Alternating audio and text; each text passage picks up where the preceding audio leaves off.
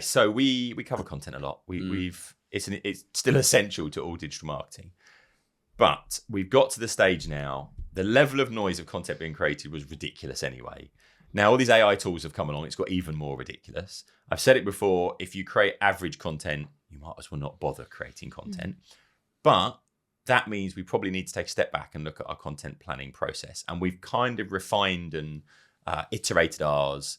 We teach this on numerous courses as well. So it's worth kind of going through it. So the starting point, and you talk about the ivory tower of content planning, is that you can't just sit there and go, I think we should do this. Sometimes you come up with great ideas. Yeah.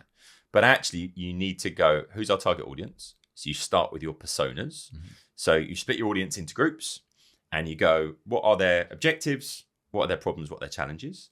And then you look at the stages of the user journey and you go, what content do they need at each stage of the journey? But also, I need to understand what channel that content will live in. Is it our website? Is it in social media? Is it a podcast, video, whatever it might be? And if you do that, if you understand your audience, you know their journey, you understand what channels they're using and what content you need, you basically have a digital strategy plan to some extent. And that's missing in most content planning, I would suggest. Then this is when it starts to get into the kind of the planning process. So research to define the topic. Okay, so we'll kind of go around, and I've got some sources I would get stuff from. We use keyword research tools all the time.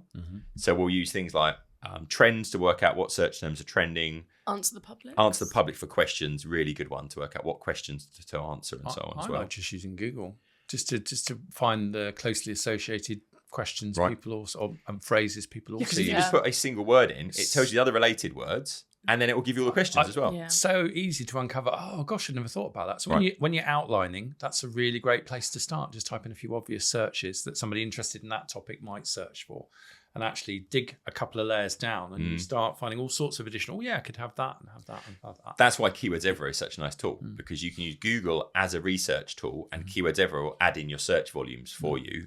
So if you do that normal thing, you put a word in, the auto suggest appears after a few seconds. Keywords Everywhere will put the volumes of searches within there as well. So that's really good. Other places for research, I would go through and look at what your competitors are doing. So we've looked at it previously, competitors.app will allow you to go through and monitor all of your competitors and see the kind of moves they're making, the content they're creating. Actually, some of the best stuff there is comes through the social feeds. Yeah. So actually, there's lots of tools out there that will do that. You just monitor your competitors' social feeds and create a few lists and stuff. And it's surprising, like, oh, that's nice. Doing an article on that's nice. Well, they don't have a monopoly on an article that, about any subject. You could create an article about that subject, but what you need to do is create one that's substantially better, right? And that's always easier to do when someone else has set the benchmark. Well, let's talk about that. We'll talk about the whole 10x content thing as well. But also at this point, I would probably look at the tool you introduced in the last episode, Mild.com, which is one that looks at people's emails to see what they're publishing in email. Yeah.